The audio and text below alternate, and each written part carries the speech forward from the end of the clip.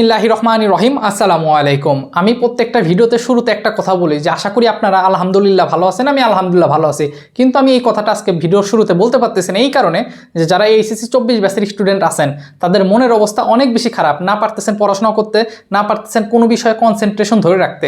তো এমন একটা সিচুয়েশন, এই সিচুয়েশনটা আপনারা ছাড়া আর কেউ বুঝতেছেন না। সত্যি কথা, যার হাত কেটে যায় ওই যে পেইনটা, ওই পেইনটা শুধু সেই বোঝে, অন্য মানুষরা শুধু দেখে ফিল করতে পারে। আমি জানতেছি যে আপনাদের কি সিচুয়েশন, আপনারা কোনোভাবে জানতে পারতেছেন না যে আপনাদের রেজাল্টটা আসলে কোন ক্যাটাগরিতে বা কীভাবে ক্যালকুলেশন করে রেজাল্টটা দিবে। এই জন্য আপনি মেডিকেলের প্রিপারেশন নেওয়ার খুব ইচ্ছা ছিল, কিন্তু আপনি জানেন যে 4.50 যদি আপনার রেজাল্ট আসে, এই 0.50 অর্থাৎ আপনার অলমোস্ট 12.5 মার্ক কাটা যাবে মেডিকেলে। তো এত মার্ক কাটা নিয়ে মেডিকেল আপনার সম্ভব না। সামনে কিন্তু সেপ্টেম্বর 1 তারিখ থেকে মেডিকেলের কোচিং শুরু, আপনি সেই মেডিকেলের কোচিংও ঢুকতে পারতেছেন না। আপনি বুয়েটে পড়ার খুব শখ, ইঞ্জিনিয়ারিং পড়ার অনেক শখ, কিন্তু আপনি জানেন যে আপনার 90+ যদি মার্ক না থাকে তাহলে আপনি বুয়েটে অ্যাপ্লিকেশন করতে পারবেন না, ইঞ্জিনিয়ারিংও কোচিং করতে শুরু করতে পারতেছেন না। এত পরিমাণ ফ্রাস্ট্রেশন কাজ করতেছে ভাই, আমি এটা জানি, আমি বুঝি, ঠিক আছে? সো এই মুহূর্তে এখন কি করার দরকার, ভিডিওটা একদম শেষ পর্যন্ত দেখেন। শেষ পর্যন্ত দেখার পরে যদি কোনো মতামত থাকে, আপনার কোনো কমেন্ট থাকে, তাহলে অবশ্যই করবেন, ওকে? তো শুরু করার আগে আমি একটা কথা বলি, লাস্ট একটা ভিডিও করছিলাম এইচএসসি 24 ব্যাচের নিয়ে। তো ওই ভিডিওতে অনেক মানুষের অনেক ধরনের মন্তব্য ছিল। অ্যাজ এ বড় ভাই হিসাবে আমার মন্তব্য একটাই ছিল যে আপনাদের পরীক্ষাটা হওয়া উচিত, কিন্তু আমার এই কথার বাইরেও অনেক মানুষ অনেক কথা বলছে, না ভাই পরীক্ষা হওয়ার কথা না, আপনি দালালি করতেছেন ভাই ওদের বিষয়ে। তো এই ধরনের কথা শুনলে কিছুটা খারাপ লাগে। তো 18ই আগস্ট আমি আপনাদের প্রিয় সাউন্ড রেজা ভাই এএসপি আলহামদুলিল্লাহ হয়েছে। তো ভাইয়ের সঙ্গে আমি হাতির জেলে বসে কফি খাচ্ছিলাম আর গল্প করতেছিলাম। ভাইকেও অনেক মানুষ গালাগালি করছে এইবার, যে ভাই তো কোনো কিছু লেখে নাই বৈষম্য বিরোধী ছাত্র আন্দোলন নিয়ে, ভাই তো কোনো পোস্ট ছিল না। তো ভাই আমাকে বললো যে দেখো রাব্বি, এইবার কিন্তু সোহাগ ভাইও গালি খেয়েছে এই যে উদ্ভাস থেকে তো কোনো বৈষম্য বিরোধী ছাত্র আন্দোলন নিয়ে কোনো কথা বলে নাই। তো মনে রাখবেন একটা জিনিস, গালি এইটা আপনি খাইতেই হবে, কারণ আপনি অনলাইনে, এই যে আমি ক্যামেরা স্ট্যান্ড সামনে কথা বলতেছি, অনলাইনে সবার প্রিয় আপনি হতে পারবেন না। এখানে অনেক বাধা বিপত্তি আছে, হ্যাঁ আমরা তো এসব জানি যারা কাজ করি। তো আমি আমার দৃষ্টিকোণ থেকে কথাগুলো বলছি এবং আমার লজিকে বলছি যে অবশ্যই পরীক্ষা হওয়া উচিত, কারণ আমি জানি একজন ইমপ্রুভমেন্ট স্টুডেন্ট, সে 1 বছর গ্যাপ দিছে কিসের জন্য, তার রেজাল্টটা যেন ভালো হয়। কিন্তু এইরকম যদি ম্যাপিং সিস্টেমে করে তার রেজাল্টটা কমে যাবে। এখন যে রেগুলার স্টুডেন্ট আছে তারা তো আর ইমপ্রুভমেন্ট জিনিসটা কি এটা তারা জানে না। একজন স্টুডেন্ট ফেল করছে, সে আবার নতুন করে পড়াশোনা করতেছে যাতে ভালো একটা রেজাল্ট করে অ্যাডমিশন পরীক্ষা দিতে পারে, কিন্তু যে রেগুলার স্টুডেন্ট সে জানে না, সে তোমাকে গালাগালি করতেছে যে পরীক্ষা হয়নি ভালো হয়েছে।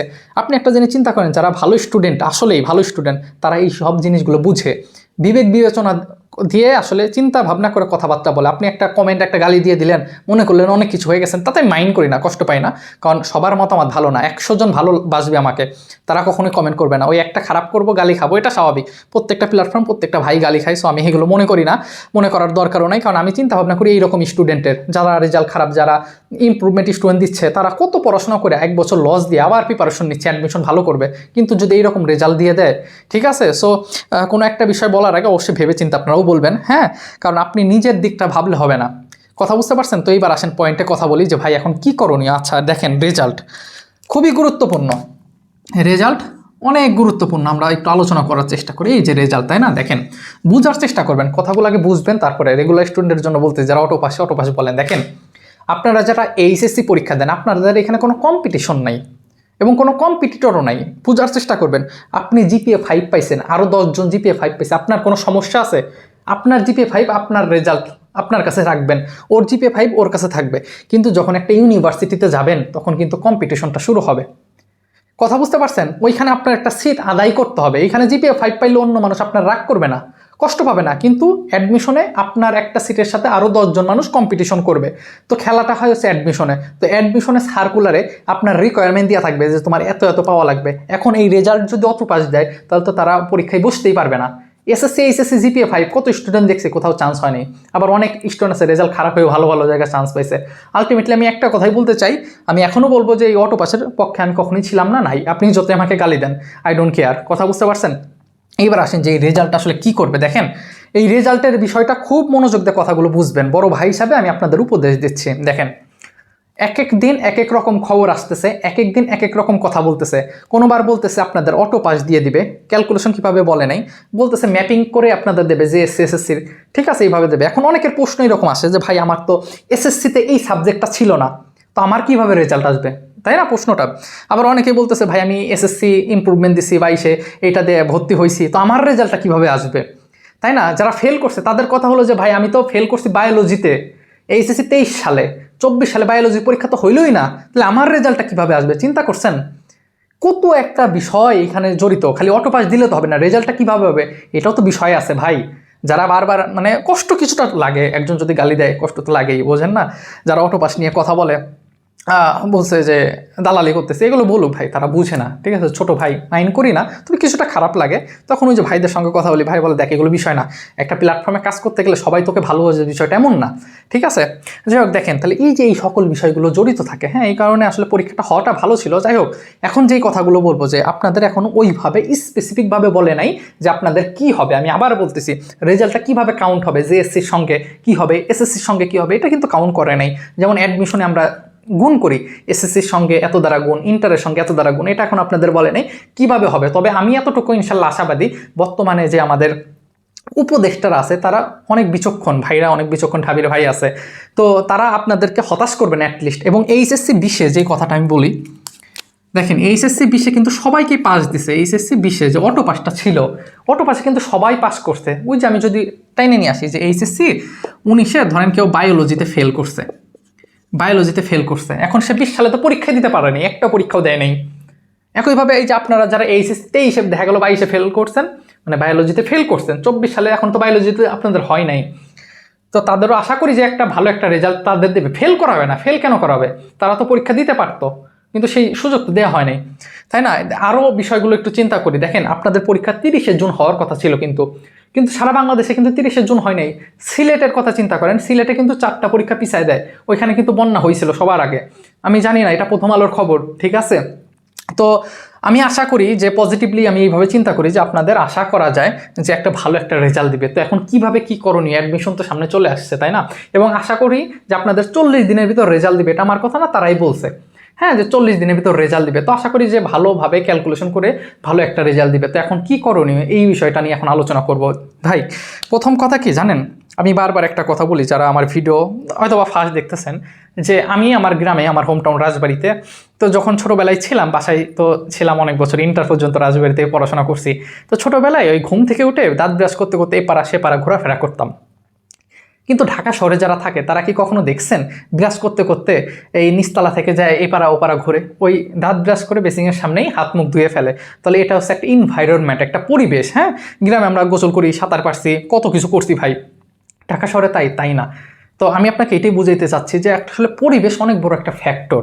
তো একটা পরিবেশ, আপনার প্রথম কাজ হচ্ছে আপনার এখন একটা পরিবেশ তৈরি করা, আপনার মেন্টালি মানে মাইন্ড সেট আপ করা যে হ্যাঁ যা হওয়ার হবে, রেজাল্ট আমার যা হওয়ার হবে, এতটুকু ইনশাল্লাহ আমি আপনাকে কনফার্ম করতে পারি যে আপনাদের ফেল করাবে না, তবে ভালো একটা রেজাল্টই আসবে। কিন্তু ক্যালকুলেশনটা কিভাবে করবে, জেএসসি থেকে নাকি ক্লাস 5-এর পিএসসি থেকে নাকি এসএসসি থেকে, এখনও ওইভাবে কেউ ক্লিয়ার বলতে পারে না ভাই। এটা যত যাই বলেন না কেন, ক্লিয়ার আপনি নিজে দেখছেন কখনো যে কিভাবে হবে না হবে? তো আমি যেটা আপনাকে বলি, খুব মনোযোগ দিয়ে কথা শুনেন, যে আপনি আপনাকে মাইন্ড সেট আপটা ঠিক রাখেন যে ইনশাল্লাহ যাই আসবে ভালো আসবে, আল্লাহ তাআলা ফাইসালাকারী। হ্যাঁ, আল্লাহর উপরে তো আর কিছু নাই, আছে ভাই? নাই। তাহলে প্রথম কথা আপনার মাইন্ড সেট আপটা না ঠিক রাখেন যে হ্যাঁ আমি ভালো কিছু হবে। এইবার আসেন যে অ্যাডমিশনে আমার কী করতে হবে, তাই না? অ্যাডমিশনই তো আসল, কারণ আপনি গোল্ডেন এ+ পেলেন কিন্তু কোনো ইউনিভার্সিটি চান্স পেলেন না, ন্যাশনালে পড়াশোনা করলেন, তাহলে কি কিছু হইলো? তাহলে কিন্তু কিছু হলো না। সো আপনার মাইন্ড সেট আপটা ভাই সবার আগে ঠিক রাখবেন যে আল্লাহ তাআলা আছে। হ্যাঁ, এই দুনিয়াতে আমি আরও একটা উদাহরণ দিই, এই কথাগুলো বলতেছি যাতে আপনারা কিছুটা কনফিডেন্স পান, কিছুটা ইন্সপায়ার হন কথাগুলো শুনে। হ্যাঁ, কারণ কি আসলে এই সময় সাপোর্ট দেওয়ার মতো তো কেউ নাই। একজনের কথা শুনলে যদি কিছুটা অনুপ্রাণিত হয়ে আপনার মনটা ভালো হয়, তাহলে আলহামদুলিল্লাহ ভালো। মসজিদে এক ব্যক্তি নামাজ পড়তে গেছে, তো নামাজ পড়ে বের হয়েছে, তো সেই সময় মুষলধারে বৃষ্টি পড়তেছে। তো তার এরকম একটা চিন্তাধারা আসলো, দূর, নামাজ পড়ে বেরোলাম, এই মুহূর্তে আমার যাওয়ার দরকার, আল্লাহ তুমি এই মুহূর্তে বৃষ্টি দিলা, আমি বাড়ি কেমনে যাব? লোকটা নামাজ পড়ে আসছে, ভালো কাজ করছে, কিন্তু সে কিন্তু এইভাবে চিন্তা করে নাই। সেইভাবে যদি চিন্তা করতো আল্লাহ বৃষ্টি দিছে, এই বৃষ্টিটা এই যে আমাদের এলাকায় যে ধান লাগাইছিল মানুষজন, এই ধানের তো অনেক দিন পানি হয় না, ঠিক আছে, মাটি মানে শুষ্ক হয়ে গেছে, ধরেন ড্রাই হয়ে গেছে, জায়গায় জায়গায় মনে করেন ফাটল ধরছে, তো এই বৃষ্টির পানিটা এখানে পড়তেছে, ধানটা আরও গাছটা বড় হচ্ছে, ঠিক আছে, এই ধান থেকেই তো আমরা চাল পাবো। হ্যাঁ, আল্লাহ তো তাহলে ভালোর জন্যই করতেছে, দেখছেন, ভালোর জন্য করতেছে। আমরা কথা বলি না, এবার উদাহরণ বুঝতে পারছেন? তো ওই লোকটা কিন্তু ওইভাবে থিঙ্কিং করেনি। তো আপনি থিঙ্কিং করবেন যে রেজাল্ট যাই আসবে আল্লাহ তাআলার তরফ থেকে আসবে, ভালো রেজাল্টই আসবে। সো আপনার এখন ফোকাস রাখতে হবে কিসে?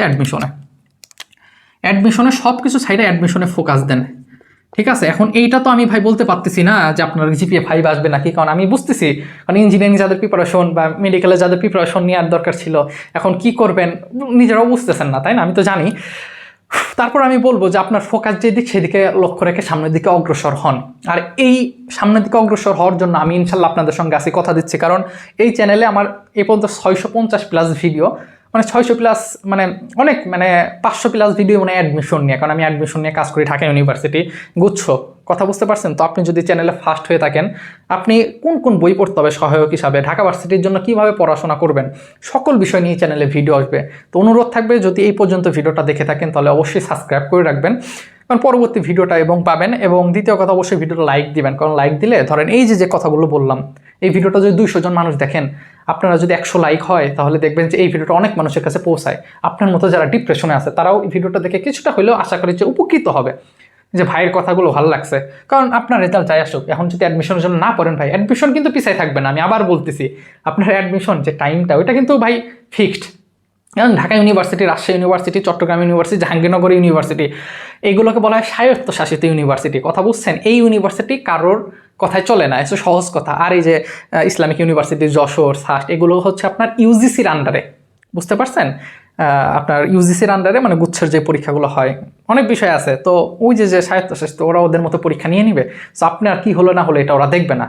হ্যাঁ, অনেক বিষয় আছে। আশা করি যে এবার সার্কুলারেও কিছু পরিবর্তন আসতে পারে, বিশেষ করে অ্যাডমিশনে। আমি আবার বলি যে এইবার আসেন, একটু অ্যানাউন্সমেন্ট করি, আমি কিন্তু ঢাকা ইউনিভার্সিটি এবং গুচ্ছের জন্য ফিজিক্স আর ম্যাথে, ঠিক আছে, অ্যাডমিশনে ব্যাচ পড়াই। তো আপনারা চাইলে আলহামদুলিল্লাহ ভর্তি হতে পারেন। হোয়াটসঅ্যাপ আছে, আমার সঙ্গে যোগাযোগ করতে পারেন। পুরো ঢাকা ইউনিভার্সিটি প্রশ্ন ব্যাংক সলভ করবো, গুচ্ছের যে আসা সাস্টের প্রশ্ন সেগুলো সলভ করবো, এবং টাইপ ভিত্তিক ধরে ধরে করাই, অনেক শর্টকাট ট্রিক শেখাই। যারা ক্লাসগুলো করছেন আলহামদুলিল্লাহ প্রত্যেক বছর অনেক স্টুডেন্ট চান্স পায়। তো চাইলে অ্যাডমিশনে নিতে পারেন, ফার্স্ট কমেন্টে বিস্তারিত বলা আছে। হ্যাঁ, অথবা আমার সঙ্গে হোয়াটসঅ্যাপে যোগাযোগ করতে পারেন। এই সময় অনেকে পার্সোনালও পড়তে চায়। যাই হোক, এবার আসেন যে অ্যাডমিশন তাহলে কীভাবে কি অ্যাডমিশন, প্রথম কথা শুরু করে দিতে হবে। এখন কি বই পড়বো, কোন কোচিং করবো না করবো, এগুলো নিয়ে আমরা আরেকটা ভিডিও দেবো, অনেকগুলো ভিডিও আসবে। তো প্রথম কথা হচ্ছে আপনার এই মাইন্ড সেট আপটা ভাই একটু ঠিক রাখেন, যে যাই আসুক না কেন মাইন্ড সেট আপ, ঠিক আছে, যে যাই আসুক না কেন আমরা শুরু করে দিই পড়াশোনা, ইনশাল্লাহ অ্যাডমিশনের জন্য শুরু করে দিই। আল্লাহর নাম নিয়ে এখনো 4 মাস সময় আছে। এরকম অহরহ উদাহরণ আছে, আমি আপনাদেরকে দেবো, ভিডিও অনেক আসবে, অনেক। ঠিক আছে, এইচএসসি 24 তো পরীক্ষা তো শেষ, পরীক্ষা তো আর হলো না, মানে আপনাদের যাই হোক এইগুলো শেষ। এখন তো অ্যাডমিশন নিয়ে অনেক কথাবার্তা শুনবেন ইনশাল্লাহ। তো দেখবেন যে 3.89 নিয়ে আমার ফ্রেন্ড চট্টগ্রাম ইউনিভার্সিটিতে ফিলোসফিতে পড়তেছে। এরকম অনেক উদাহরণ আছে। এদের যখন গল্পগুলো শোনাবো তখন দেখবেন কিছুটা অনুপ্রাণিত হবেন আপনি, যে রেজাল্ট এত কম নিয়ে হয়। ঢাকা ইউনিভার্সিটি 4 পয়েন্ট নিয়ে অনেক স্টুডেন্ট আছে, কারণ ঢাকা ইউনিভার্সিটি এত মার্ক যোগ করে না জিপিএতে, 2 দ্বারা গুণ করে। আপনার এসএসসি যেটা আছে ওইটার সঙ্গে 2 দ্বারা গুণ, এইচএসসিটাতে 2 দ্বারা গুণ। আপনি যদি 4, 4, 8ও পান তাহলে 8-এর সঙ্গে 2 দ্বারা গুণ করলে 16, তার মানে 20-এর মধ্যে আপনি পেলেন 16। 4 মার্ক কত, এটা কিছুই না, 4টা এমসিকিউ হলে হয়ে যাবে। কথা বুঝছেন? ঢাকা ইউনিভার্সিটি খুব স্ট্যান্ডার্ড প্রশ্ন করে। অবশ্যই চাইলে আমাদের কোর্সে এনরোল করতে পারেন। বিশেষ করে আমি নিজে পড়াই ফিজিক্স ম্যাথ, অবশ্যই আমার ক্লাসগুলো দেখবেন, শর্টকাটগুলো যে আমি কেমন করাই, তারপরে ভর্তি হবেন। হ্যাঁ, আশা করি হতাশ হবেন না। তো এই ছিল কথা। আমার আজকের ভিডিওর মূল কথা হচ্ছে যে রেজাল্ট যাই আসুক না আসুক ভাই, আপনি পড়াশোনা শুরু করে দেন অ্যাডমিশনের জন্য। ফেল আসবে না এতটুকু ইনশাল্লাহ শিওর। আমি বলতাম যাদের ফর্ম ফিল আপ করছেন, যারাই ফর্ম ফিল আপ করছেন তাদের একটা রেজাল্ট আসবে, যেটা 2020 সালে করছিল। ঠিক আছে, 2020-এ তো আছে না, 19 সালে মনে করেন 19 সালের রেজাল্ট খারাপ, তো তারাও তো ইমপ্রুভমেন্ট দিছে, তারাও তো ইমপ্রুভমেন্ট পরীক্ষা দিছে, তারা তো 20 সালে একটাও বসে নেই পরীক্ষায়, তাদের কি করছে বুঝতে পারছেন? তো এই ছিল কথা। আল্লাহ তাআলা আপনাদেরকে বোঝার তৌফিক দিক, ধৈর্য ধরার তৌফিক দিক। মেন্টালি অবশ্যই মানসিক একটা প্রশান্তির দরকার আছে। হ্যাঁ, পড়াশোনা করতে গেলে দরকার আছে। আশা করি আপনারা পারবেন ইনশাল্লাহ। আমি আপনাদের সঙ্গে আসি, এবং এই ভিডিওর কমেন্টে আমাদের পেজ আছে, গ্রুপ আছে, ওইখানে যুক্ত থাকবেন। ওইখানে প্রতিনিয়ত পোস্ট করা হয়, পোস্টগুলো দেখলে কিছুটা মোটিভেটেড হবেন ইনশাল্লাহ। আর অবশ্যই আমাদের অ্যাডমিশন ব্যাচে, বিশেষ করে আমি নিজে পড়াই, তো আমার সঙ্গে যখন কথা বলবেন আশা করি ভালো লাগা কাজ করবে। হ্যাঁ, তো সবাই নিজের খেয়াল রাখবেন। অ্যাজ এ মুসলিম হয়ে থাকলে অবশ্যই 5 ওয়াক্ত নামাজ মসজিদে যেয়ে পড়বেন, আমার জন্য দোয়া করবেন, অন্য ধর্মাবলম্বীর প্রতি অনেক বেশি শ্রদ্ধা। আসসালামু আলাইকুম।